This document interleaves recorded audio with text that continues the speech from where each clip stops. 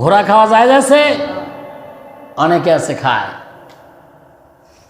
এই জন্য আল্লাহ বলছেন হালালান তয়্যিবান, যেগুলো হালাল করে দিয়েছি সেইগুলো তোমরা খাও। তাহলে কুরবানির পশু আপনার সাইজ হতে হবে একটু মোটা তাজা, দেখতে যাতে সুন্দর হয়, আর নিয়াত ভালো থাকতে হবে, বিশুদ্ধ নিয়াত।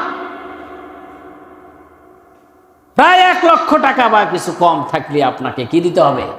কোরবানি দিতে হবে। কোরবানির পশু বাড়বে না কমবে? তাহলে 1 লাখ টাকার মালিক সংখ্যা আছে না নাই? অনেকের আছে।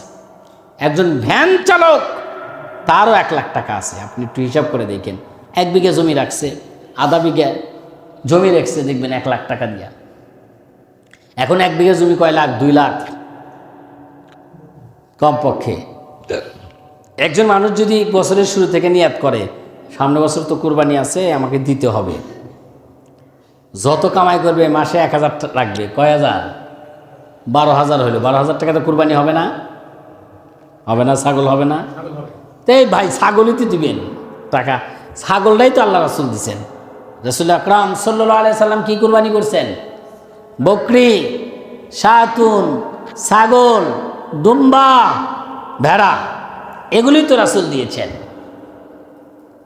10,000 টাকা হলেই হবে, 8,000 টাকা হলেও হবে, কুরবানি হবে না?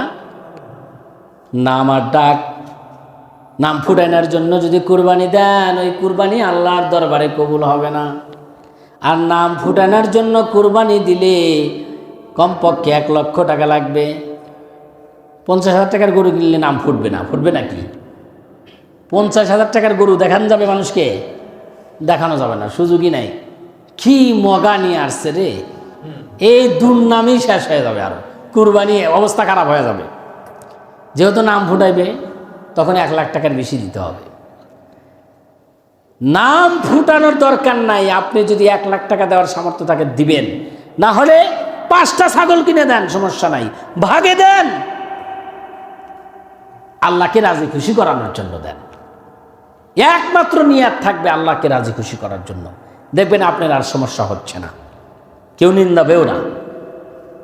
হেফাজত করবেন আল্লাহ। হেফাজত করার মালিক কে? আল্লাহ। আল্লাহ হেফাজত করবেন। বাইরে আমার এই জন্যে কুরবানির পশু কেনা তো শুরু হবে, আর 1 মাস আছে। কয় মাস আছে? 1 মাসও নাই, 28 দিন আছে মনে হয়। 7 তারিখে, আজ কয় তারিখ? 9 তারিখ। 9 তারিখ, 28 29 দিন আছে, 28 দিনই ধরেন। তাহলে কোরবানির পশু আপনাকে এখন থেকে কিনতে হবে। নিয়াত পাকা করে ফেলেন। 8-10,000 টাকা 8,000 টাকা কান্না আছে, কোরবানি দিবেন। আল্লাহ পাক